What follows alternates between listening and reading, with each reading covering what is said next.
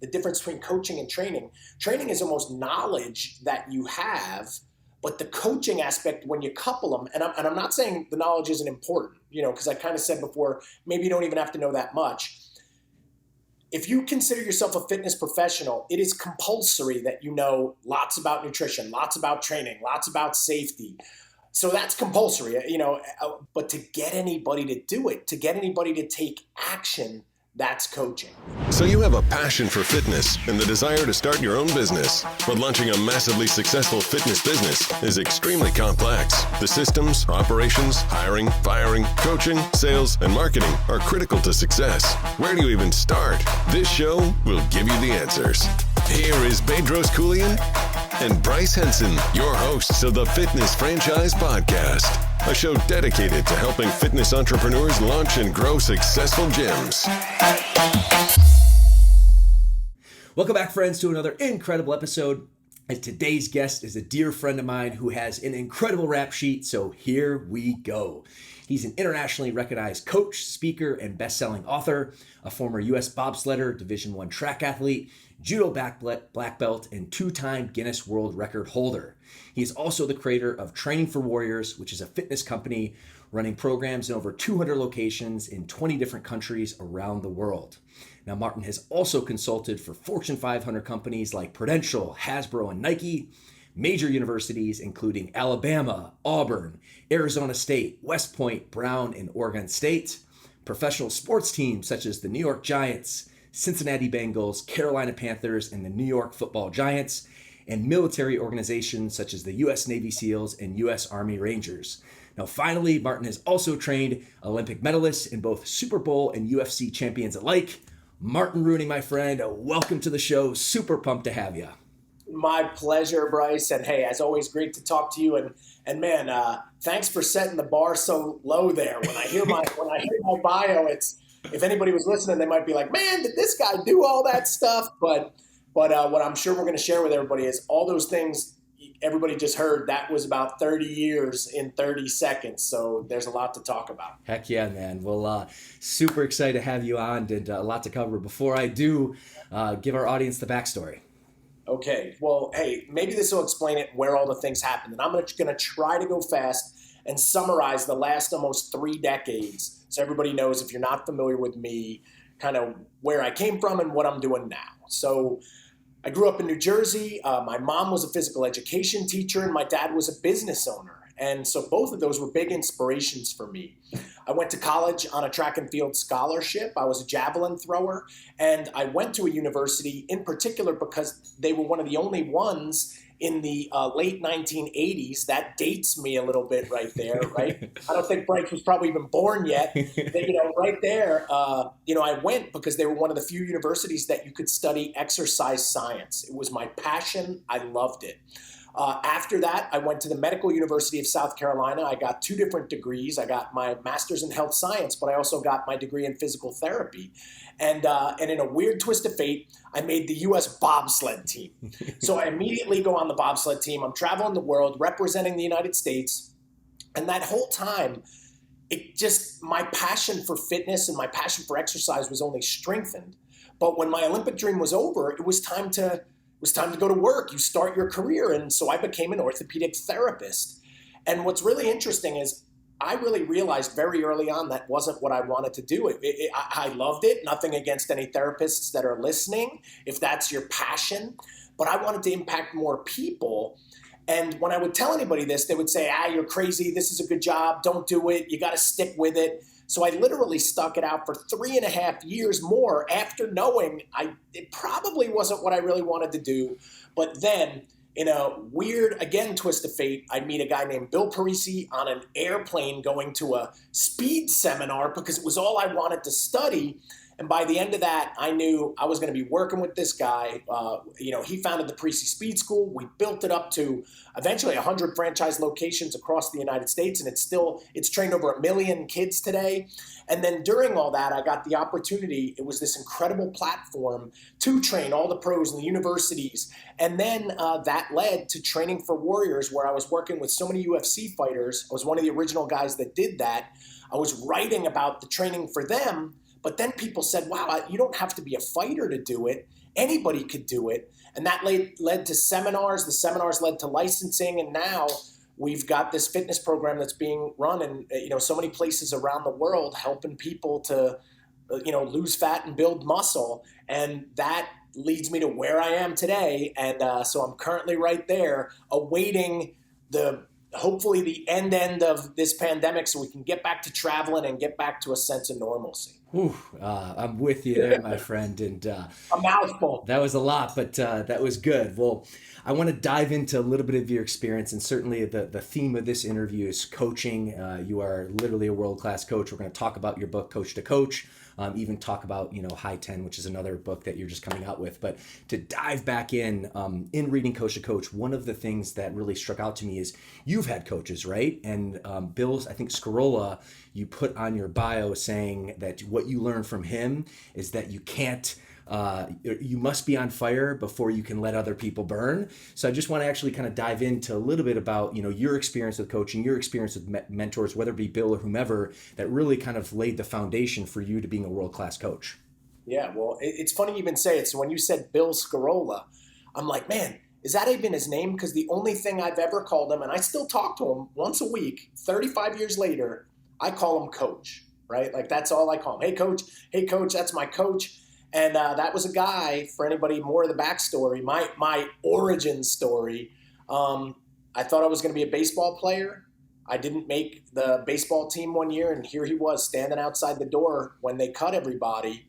And he was like, hey, kid, you look perfect for track. And something clicked. I wanted to be part of it. I saw how passionate he was about it.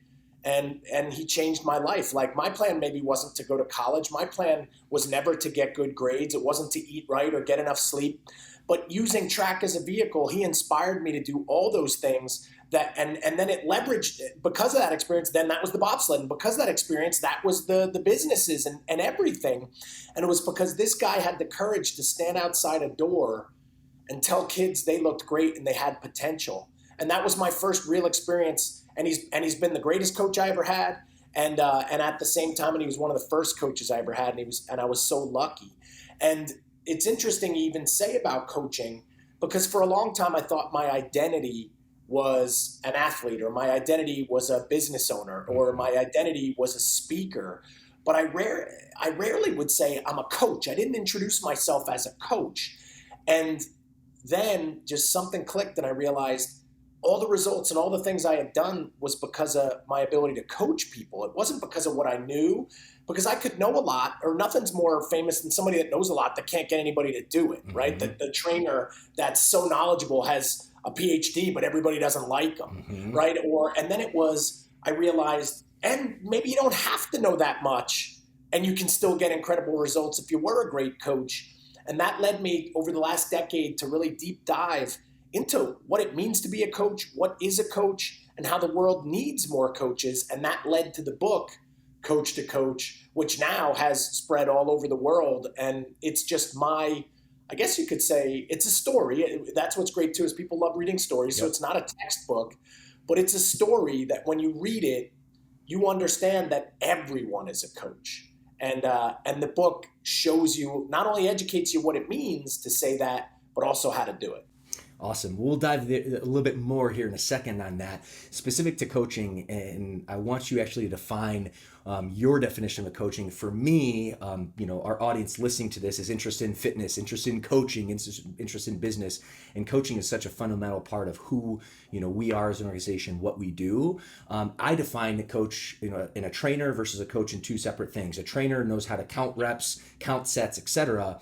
But a coach, yes, knows how to do all that technical knowledge, but takes a vested interest in that student or that mentee's life to make them better in whatever capacity. So I'm curious if actually you can kind of get a little background of your understanding of what coaching means, because I think that'd be really valuable. Yeah, well, what you just said is spot on and it's interesting because I just did give a talk about this, and I said a big breakthrough or a big giant paradigm shift I had was that training is not coaching. I, as I mentioned before, I have 3 different degrees, but do you know there wasn't one day of all those years of education that ever was 1 minute about coaching? It was all about training. I was learning the physiology, the pathophysiology. I was learning biomechanics. I was learning anatomy. and nutrition, but all the stuff that I learned, it didn't ever once teach me how to get somebody to do it. Mm-hmm. And so if I were to really define the difference between coaching and training is almost knowledge that you have, but the coaching aspect, when you couple them, and I'm not saying the knowledge isn't important, because I kind of said before, maybe you don't even have to know that much. If you consider yourself a fitness professional, it is compulsory that you know lots about nutrition, lots about training, lots about safety. So that's compulsory, but what I'm saying is, but to get anybody to do it, to get anybody to take action, that's coaching. And here's the example that I always use, Bryce, and I think this will make sense for everybody listening. I usually ask my audiences, because I'm a big broccoli proponent, and there are other great foods, but what I always say is, hey, do you think broccoli is healthy? And every hand goes up, right? Then I say, great. Do you eat broccoli sometimes? Yes. Every hand goes up. I said, great. And then I said, okay, now, because of you, every person you work with that didn't eat broccoli before they met you, do they eat broccoli now? And then no hands go up. Because I said, not just like one person or a few, all of them. And then I said, see, that's coaching. That means you're not coaching enough, because if you know it is something they need to do, but you're not getting them to do it. And then I say, now, if I offered you $1 million, could you get them to do it? And everybody's like, yeah, I'd start figuring it out. See, they'd start figuring out how to coach more. And that's the same thing for nutrition. That's the same thing for putting down the bottle. That's the same thing for being a better person. And whether you want to call it behavior modification, but there's just this, what should have just happened for everyone listening is this door opens up and you realize, holy cow, there's this whole area I have not exposed myself to. Maybe I haven't been practicing because I'm spending so much time on the technical side. But your real value as a fitness professional is your ability to get somebody to make those changes and get results, versus you knowing a lot about it, or you being able to deadlift 500 pounds or do 1,000 push-ups. That stuff's great too, and I think is, relatively compulsory that you should be in shape. But what I'm getting at is your job is to get somebody to do it. And as simple as that, that's how I would define coach. Heck yeah. All right, so before we kind of tail into the book Coach to Coach we talked a little bit about, I would love to kind of just tap into some of your experiences. I mean, you coach your daughter, Sophia, you coach high school, you've coached college, you've coached professional, sports athletes, as I hit in your incredible intro. So can you tell a little bit, maybe storytell some of your coaching experiences and, the results that you've been able to help your mentees with? Wow. Well, hey, and that's a wide range. In particular, hey, you hit a nerve with me, and my daughter and I are going to the high school national championships next week, or in a couple of days from when we're shooting this. And so I am the high school track coach for her high school. I was the middle school track coach for 3 years before that. So for the last 7 years, I've been coaching high school track. In addition, in my spare time, in addition to all the other stuff that you had mentioned. But in particular, I think some of the biggest lessons that I got from that is, number one, hey, training men and training women is very different. There are two different coaching hats that you wear during that. In what way? Well, here's one that I would say, especially from an athletic standpoint. With the boys, I'll be like, okay, guys, this is it. Do or die. This is the race. Here we go. Let's go. And you know me, I'm like this fired up guy. Oh, yeah. What I was experiencing is when I would do that same thing with the girls, it would terrify them. It would terrify them. They would be getting upset. They're like almost crying. And I realized that how you motivate or how people respond to certain motivation is different. And that's not to say that a female wouldn't respond to that too. But maybe, I guess better word versus male versus female is coaching is very individual, and you have to figure out how to coach each person. Each person is an enigma, and as a coach, you can figure out the right thing to do or say. So I call it like the ultimate goal as a coach is, can you say the right thing at the right time in the right way to the right person? And man, and that's what I'm always trying to do, to say this thing or make something happen that they make a behavioral change, or they have this big performance right when it counted the most. And you know what? A lot of times I fail. I don't want to say, man, I do it right all the time. But because I'm seeking it, I'm always getting better and getting closer to reach it. But definitely, yeah. So maybe that's the biggest thing is everybody is different. And man, so if all you have is a hammer. Everything is a nail. Yep. And with me, I'm still learning and growing that everybody's different. And you ready? And I'm going to give a big secret. You want to know what one of the best things is you can ever ask a client, athlete, member? You ready? I'm ready. So you go like this. How would you like me to coach you? Think about it. Did anybody ever ask you that? And all your sports teams and all your stuff, hey Bryce, how would you like me to coach you? How do you best respond? And instead, we smash square pegs into round holes all the time, and and it's wrong. And it doesn't mean that you don't care. So see, imagine you're all fired up and you care so much, but now you got this perhaps introverted person or somebody that really, it scares them or they don't respond to it. Maybe they leave. But imagine if it's like, hey, how do you respond? And maybe they don't even know or they don't have an answer, but by showing that concern and that compassion, you're already making a stronger connection. And that's what I started doing with the kids is, hey, and here's other ways I would do it. What would you like me to say to you in your race? Or where do you want me to stand? Or how do you want to hear it? And then you're giving them what they want instead of you just, generally just doing your style. And that is, although that sounds maybe really simple, it's pretty profound. Well, no, it is. And I think it goes back to your point versus training versus coaching, because training, you have the knowledge, right? And you want to impart that knowledge. But really the difference of coaching is not only to possess the knowledge, but actually to articulate and coach the knowledge. So that way your mentee, your student takes action upon that knowledge. So it just kind of comes full circle. Now that in mind, I interjected, Martin, because you were kind of storytelling about Sophia and about, kind of how it was, training her. So if you can kind of elaborate a little bit more, because I know she has big things in the work, with what her future holds. So give us more. Yeah. Well, hey, my daughter, she just turned 18. This is pretty cool. So you and I have talked about this. So she has competed at multiple national championships, and in a really interesting thing, it's connected us. And, I consider her my best bud. It's funny, the other day I was having a conversation and somebody said, hey, who's your, best friend? And I'll tell you what, my oldest daughter is one of my best friends. Like, that's how I look at it too. That's awesome. And hey, it's hard to navigate being coach, dad, and, supporter or whatever. But, with all the pandemic and everything that happened, one of the toughest parts was that we lost her junior year. Right? So junior year didn't happen. Mm-hmm. And I can remember us having a conversation and she said, Dad, you know what my dream is? And you said this was going to work out. And now what? Colleges there's no recruiting. You can't go to schools. They're cutting teams. Is this all over? And this is pretty powerful. I said, hey, Bud, because I call her Bud. It's kind of funny. I call her Bud. I said, you see, I didn't even say, I said, hey, Bud, we got a choice here. We can lighten up.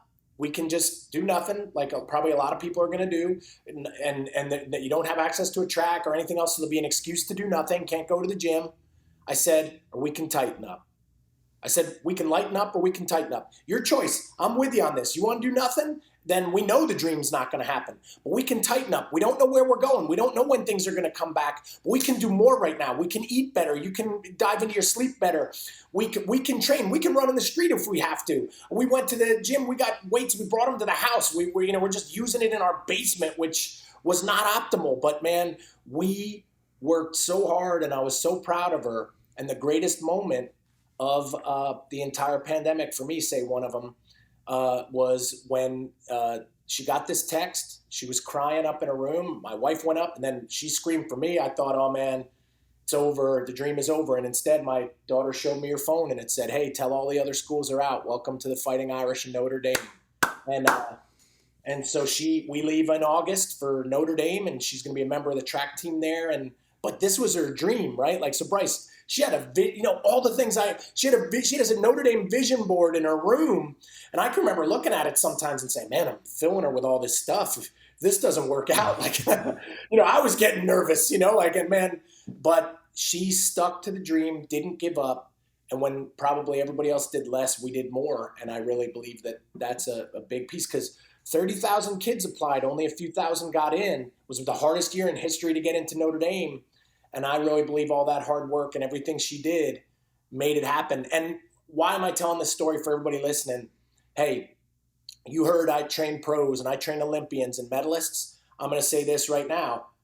That's number one, not more important than training whether you want to call them a weekend warrior, you hear this a lot, a housewife, whatever. No, everybody is important. Everybody is like, you got to treat everybody like they're an Olympic medalist. And here's where everybody I'm shouting out in the fitness industry, it's easy to train pros. You know why? Because they're the most motivated people on earth, and they're going to do whatever you say to get better. And they probably are already super knowledgeable before you even meet them, right? Like, whereas to train someone that has not trained, to train somebody that never had the experience, to train somebody that's either grossly overweight or out of shape or fearing for their health, this is where the real magic happens. And that's where I spend my time now. So yes, I do all this athletic stuff people like to talk about, but 95% of where my time is spent is in the fitness industry training. And I hate to even say it, but normal people, or I don't even know what is the right word for that. But that being said, you know, the most important stuff I really learned through this whole thing too is your family. And if I would have done all the things you read about, but my kids would have been failures, I would have been a failure. And I'm so glad that I got this opportunity to spend more time on her and make her dream come true. And I already said, it's hard to train regular people, if that's what we're calling them for this. And I apologize if that's the wrong word, but the hardest person to train is your teenage daughter, you know, or something. Like, because man, in my house, you read all that cool stuff. In my house, I'm the house idiot. Like, they think I don't know what I'm talking about. Sometimes I'd have to say, Sophia, like, you know, this is like what I do, right? Like, you know, like, people ask me about this stuff a lot. And, but man, that was the greatest moment. And that was probably the silver lining of this thing, is that I got to re-engage with my family, because I used to be on the road 100, 150 days a year. And that went away, and it only gave me more time to focus on her. Well, good on you, Martin. And, you know, certainly I appreciate our friendship, but I want to just take a second to acknowledge you. I have so much admiration for, you know, how much you pour in humanity in general, all your companies and your clients worldwide, but specifically how you show up for your family. I think that's incredible. So kind of transitioning, we talked, you know, a little bit about storytelling, about, you know, your daughter and the incredible achievements there, but we did talk about, you know, your college and professional athletes. I want to transition to coach, and before I do, one of the, you know, forwards, it was actually written by Phil Simms, who's, you know, Super Bowl MVP, I believe Super Bowl 21. So I'm curious, you know, what your working relationship with him was like, and then certainly, you know, other professionals, and then kind of how that partakes and translates to coach. So can you give us some insight there? Yeah, absolutely. And it's pretty interesting. When I wrote the book, I knew there was just one guy that I needed to write the foreword. And so for everybody listening, when an author does a book, a lot of times they get somebody to do the foreword and they don't know that person. It's just a big name. Because imagine if I just said, hey, Phil Simms, I don't even know him. It's I asked and he did the thing. And that would have been great. But Phil and I have known each other for over 20 years. Yep. I knew him as an athlete. But here's what's really interesting. Where Phil really trusted me, or entrusted me, was to work with his kids. And so I trained his son, Chris, who went on to, from high school to the University of Texas. He was the Gatorade Player of the Year. Then from Texas to the pros, took the Tampa Bay Bucks, you know, pretty far. And he suffered a devastating injury, ruptured spleen, that eventually ended his NFL career. But his youngest son, Matt, ended up becoming maybe one of the athletes that I developed the strongest relationships with, that I'm still in touch with him today, all these years later. And it was the first time he ever held a bar in his hands, the first time he ever was able to get a dip, all the way to this incredible stuff that he had done. Goes on to big universities. He had an NFL career, and now he's a coach, coaching young quarterbacks, which I think is really, really cool. That's awesome. But yeah, so my big relationship with Phil, and he's always been not only the most generous guy and the most helpful guy, but I think it says a lot when somebody trusts you to train their kids, you know? And so I have had this just such a, and hey, I trained his daughter too. And his daughter married a guy that I'm super close with that was in our program that I trained forever too, probably one of the second most kids that I was closest with. So it's this crazy connection. And now they all have kids, which is so crazy, which says how old I'm getting. But man, when I said, hey, Phil, I want you to write this, it was neat, because if you read the foreword, he wrote it from that perspective. Very personal, very personal. Yeah, one thing to be, you know, a coach that helps people, but when it's your own kids, that's when you really see it. And, so it meant a lot. But I'll tell you, like that family, and you ready for this twist of fate? I talked about Notre Dame. When Sophia did visit Notre Dame, Chris was the announcer for NBC for the Notre Dame games. And we end up we're in a restaurant having breakfast, and then Chris walks in. I'm like, "What are you doing here?" And he goes, "It's the game thing. What are you doing?" And man, he got us tickets, and we were on the field for the game. And and I really believe that only solidified Sophia's dream more to want to go there. And now, that was a couple of years ago, and now it's all come true. It's but man, I'll say this: without the Sims family, I wouldn't be the coach I am, and I wouldn't have had a lot of incredible experiences over the years as a result. So it was an honor to have him do the forward for the book. Yeah, super, super well done on that. And I was definitely curious more than anything, certainly of our friendship, but I hadn't actually asked you that question. And seeing that forward, kind of as you articulated and I kind of hit home, is so personal and spot on. So appreciate that share. Now, well, here, and I'll even share with you a super personal story which people appreciate. And if Phil ever heard this, he would laugh. Phil is the ultimate competitor. Like this guy, and that's how you aspire to be Super Bowl MVP, but this guy was so competitive. The first time I ever hung out with him, we had a chin-up competition. So we're in the gym. This is like the first time I'm meeting him, which is like a big deal. Like he's a superstar. Oh, yeah. And we're all talking, and man, we just dove in, and we had this thing where it was, we were going to do 5 sets, and at the end of the 5 sets, who's done the most? Right. And I mean, first set, he bangs out like 20, and he's a huge guy, and he wasn't young then, he's probably in his 40s, and he bangs out like 20. So now I go and I was so wrecked the next day because I hadn't been doing like high set chin-ups at that time 20 years ago. I'll never forget, like I couldn't even put my arms down. I think I got like the flu because I destroyed my immune system, but that was my first experience to him where you just saw like this guy is a competitor and does not want to lose. And he took it all the way to his broadcasting career where he's one of the hardest working guys I know. And people have no idea what those guys put into that career too, which is really neat. But that's another insider story that he would laugh about. Now, I'm not going to say who won or lost, but there's still a lot of debate about that. Like, because some of his reps started to get very suspicious. But man, so yeah, and then it was 20 years after that, like training together, training the kids, the family, going to the house, and great experiences. That's awesome. All right, so kind of transition. We flirted a little bit about coach to coach. I want to kind of dive in a little bit more, and really, it's a story about a parable about Brian Knight, and really, I think it's important to kind of showcase our audience. First and foremost, we're excited for our Fit Body Bootcamp franchise. We have our annual conference, and we're shooting this in the summer of 2021. We had it on deck for last year, but obviously the world changed for us. But we're excited to kind of kick off our conference. We actually ordered a copy for every one of our attendees because coaching is so powerful. So long story short, if you can kind of give some highlights of the book and some learning lessons and big takeaways so our audience who are interested in fitness and coaching can learn about the book, but also take some lessons and be able to apply that to their business.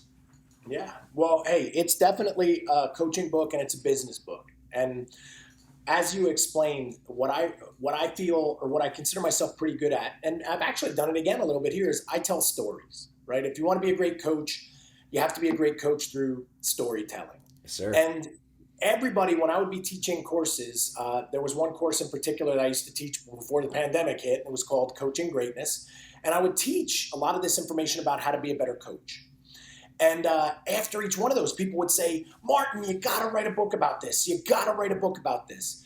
But it never felt right. I don't think coaching is a if this, then that. Like coaching is as much of an art as it is a science. Mm-hmm. It's a combination of that. It's as much feel as it is technical.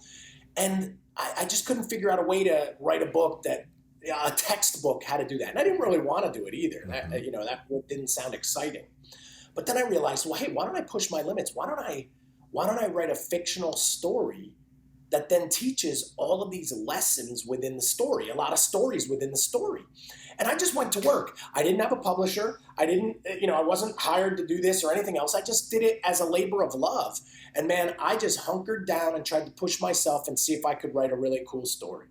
And I sent that in to the top publishing house that publishes those types of books. So if you know John Gordon or Patrick Lencioni, I said, who does their books? I want those guys. Sent it in. And within a day and a half, the senior editor writes back, says, this book is incredible. We got to have it. Let's go. And then they fast tracked it, which unfortunately, as Bryce knows, and then it came out 2 days after the pandemic hit, which was not the optimal time to launch a book, right? Like, some people say, oh, isn't that the best time? People had time on their hands. I'm like, no, people were fearing for their lives, their businesses, their families, and the health of the world.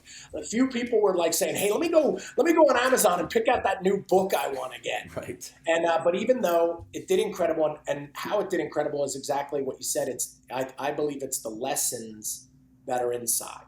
And maybe the first one maybe to talk about is the first piece, again, I said it today, is about identity.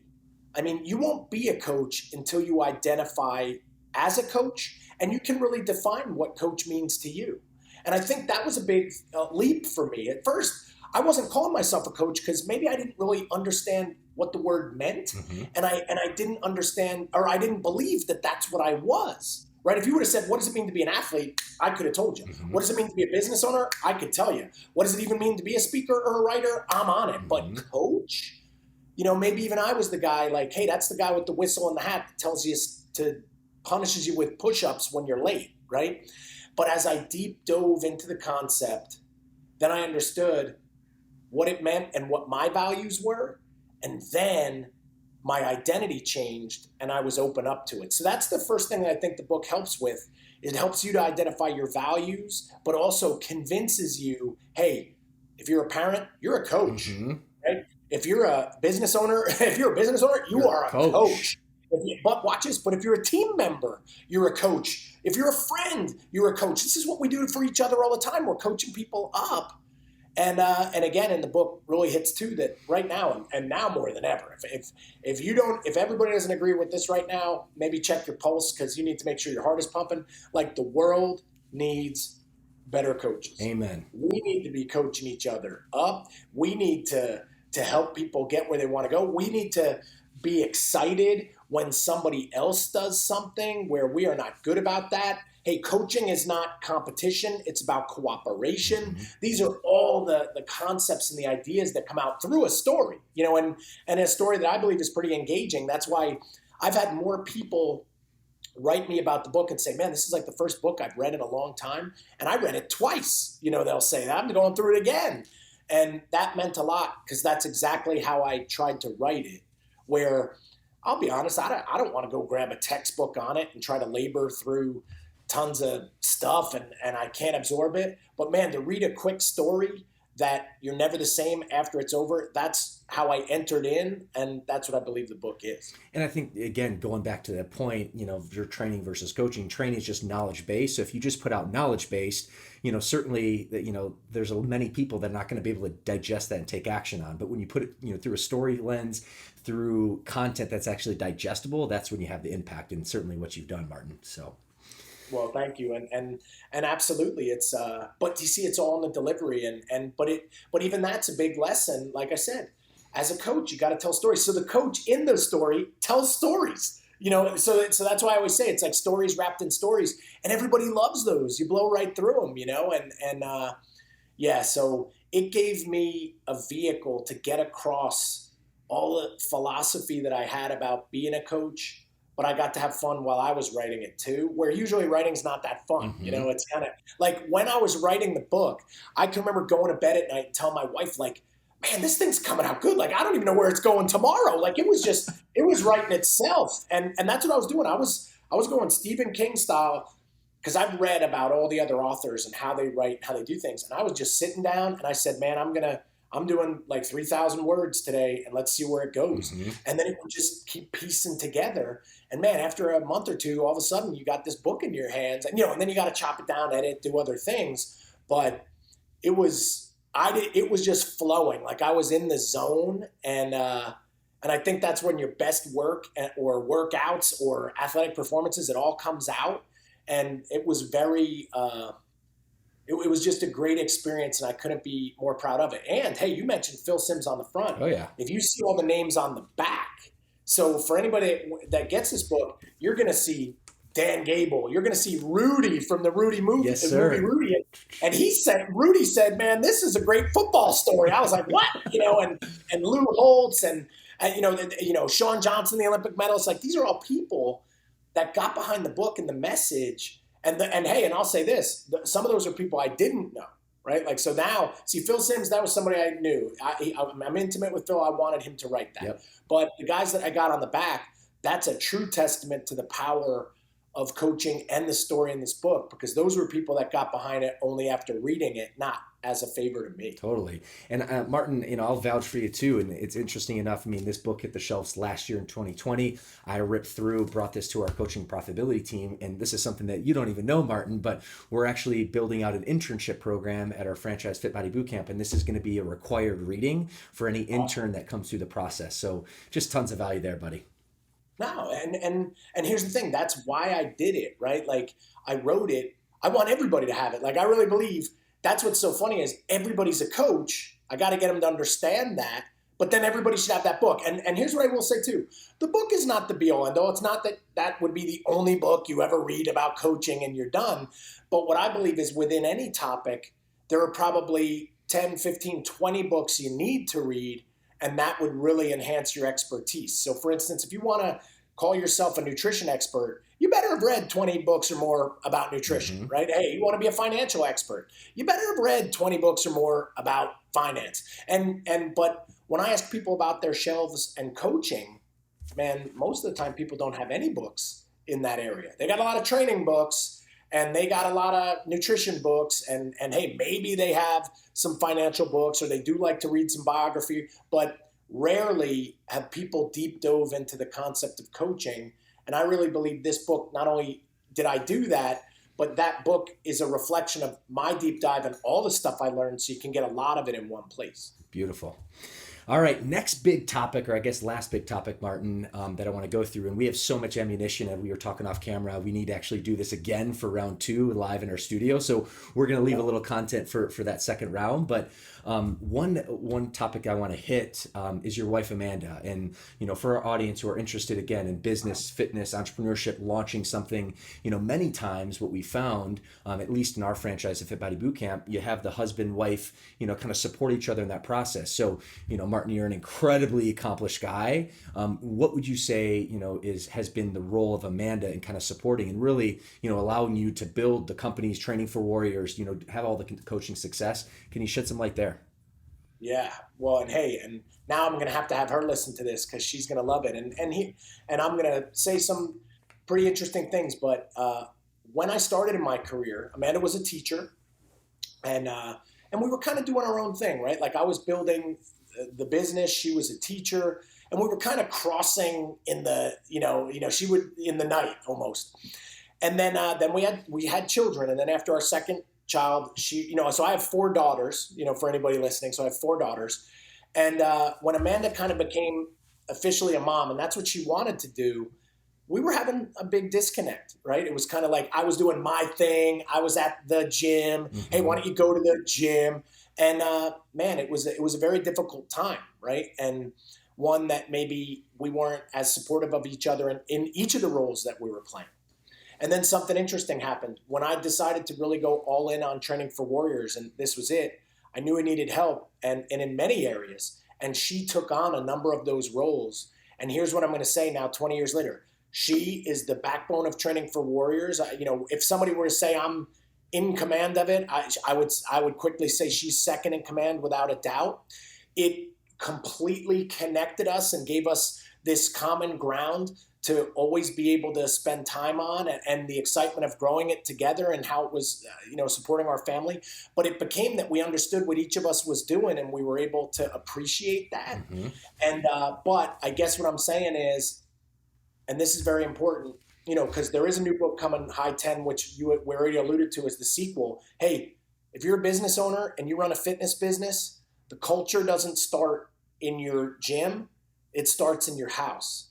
And it was very difficult for me when she wasn't very supportive of what I was doing. But when she became the biggest supporter and we were connected on it, that's when all the magic happened. So I'm going to challenge everybody that's listening. Hey, and I know it's hard, but you got to get on the same page, because I see it so many times, and you know it. Like I'm around hundreds and hundreds of fitness business owners, and it'll be the owner is so into it and the spouse isn't into it at all, or the spouse doesn't even work out, or now it's like a negative because the spouse is into fitness and nutrition so much and the other spouse isn't. This can be very damaging for your business, in particular when relationships go wrong. I've watched it really crush businesses, you know, and undermine them. So I guess, hey, what I'm saying there is, if you're going to go out there and help all these people, make sure you're helping the people that are closest to you first. And before you worry about building relationships in your gym with clients you barely know, you better make sure that the relationships in your own house are right. But here's what I'll say too. And I wish I'm no marriage expert. We argue, we have problems. Like, hey, it is not all roses in my house. Remember, it's 5 girls versus me. It's like, you know, I wish I could say, hey, I'm the best dad or any of these things. I'm trying my best, but definitely having her on board the same way has been the best. I always say it's the best move I ever made with the company. It's the best move I ever made personally, because our relationship, that man, who knows where it would have gone if I didn't do that. But at the same time too, where I need to be better, and I'll say this right now, and hey, this just came up recently with her because she does so much stuff behind the scenes. It's weird that sometimes the people that are closest to us, we just expect them to do things. You know, so here I am high-fiving every person. Somebody lost a pound, I'm high-fiving them. Somebody did a new push-up, I'm high-fiving them. And then my wife's doing all this work that's a million times that, and I don't say anything. So maybe the best advice I can give there too, as a coach of your spouse, your family members, is, hey, make sure you appreciate them too, and you recognize it. Even though it may seem weird, it's almost like, well, hey, you know, in the book, there's something I call the 5 most powerful words. And the real interesting thing about it is I started to notice it's hardest to say to the people that are closest to you, where it's easy to say to somebody you barely even know. And you need to change that. As a coach, you need to change that. And it's funny. So I just texted my wife the other day, and I was like, oh man, that's so awesome what you did. You're wife of the year, you know, and all she wrote back was #understatement. You know, I was like, oh, maybe I gotta like do a little more appreciating, you know. So that was so fresh. That's on my role right now. But yeah, so that is her role. That's what she does. But also too, I get it if you don't want to make things a family affair. So don't get me wrong. I didn't just say make your wife part of your business or make them run your business. It just worked for me. But what I am saying is, but they should be supportive of it and believe in it and know how what you're doing is your passion and providing for your family. And I've seen a lot of disconnects there. I'm sure you could agree with that too. Oh yeah, no, and that's so important, Martin, and that's why I wanted to kind of bring up to our audience. And to your point, you know, certainly there's situations that work extremely well. Just like you, my wife is heavily involved, and our partnership is really, you know, I always say she's the foundation, the reason for my success. But at the very least, whether, you know, your spouse is supportive or, involved in your business, they need to be supportive, and you work as the family unit, because your point, that culture starts at home. So. All right, my friend, this has been incredible. We've covered so much ground, man, but I feel like we almost, on the other side of the coin, haven't even scratched the surface, so I'm excited to do a round 2. Before we shoot for today, I want to transition to the lightning round, which is the last opportunity to share some awesome knowledge, if you're up for it. I'm ready. All right, my friend. Well, the theme of this has been, this conversation has been coaching, since, you know, you're a world-class coach. And of course, you're in the business of giving great coaching advice to your following. On the flip side, what would you say is one of the best pieces of advice that you've ever received, and why? Well, it's pretty interesting. One of the best pieces of advice, and it's been coming up a lot lately, and it's funny, and my wife, because we just spoke about her, she keeps using it against me, because I used to then say it to her a lot. And here's what it is. You ready? One of the best pieces of advice I got from a mentor, and it was, don't tell me how you can't do it. Tell me how you can do it. And here's what I mean there. Say, for instance, I say, hey, you got to work to be a better coach. The first immediate response, easier to say, would be, nah, no, I'm not going to do that. I don't have time. No, that's too much. That's not my style. That's not how I do it. And people often list 20 reasons immediately how something can't happen versus how it can happen. For instance, hey, during the pandemic, oh, my gym shut down, so now I just have to close. No, don't, there's got to be ways that we can survive. Hey, Facebook Live, Zooms, staying in contact with people, going outside. What can we do? So don't immediately look for the reason something won't work. Try to find some reasons how it can. And it's funny because a lot of times now she'll use it against me because still it's like our natural default. But I'm challenging everybody listening, hey, come up with 5 or 10 reasons how something could work before you've already dismissed it and you haven't even given it a shot. Yeah, amen. It's the only way to grow. Amen. Well done, or well said. Next up, my friend, habits are certainly foundational to success of any of your students that take good coaching. What would you say has been a habit that you've acquired through the years that's really helped you with the success you've achieved? And that is super easy. My greatest trophy case in my house is my library. And it's interesting. So, hey, we talked about me writing a book today. And I've written 12, so this is my 12th book coming out, the High 10 book. But I read thousands of books, or 1,000 books before I ever wrote one. Now I'm at about 2,000 books read. And here's the thing. My biggest pastime and hobby, obviously working out is a big part. I got to work out. That's just part of what I do. But so is reading. And it's almost for lack of a better word, I guess you could say an addiction. Like there's an endorphin rush that I get. And if I haven't gone to bed without some kind of new idea that I pulled from a book that I'm reading, it's almost like the day didn't happen. So I don't watch a lot of TV, so I don't know a lot of those things. But man, do I spend a tremendous amount of time reading. And if I were to say the one habit that led to who I am and what I've built, it's been because of all the knowledge that I've attained through the habit of reading. Heck yeah. And what I like to say is leaders are readers. So that is certainly, you are one of the incredible leaders in our world here.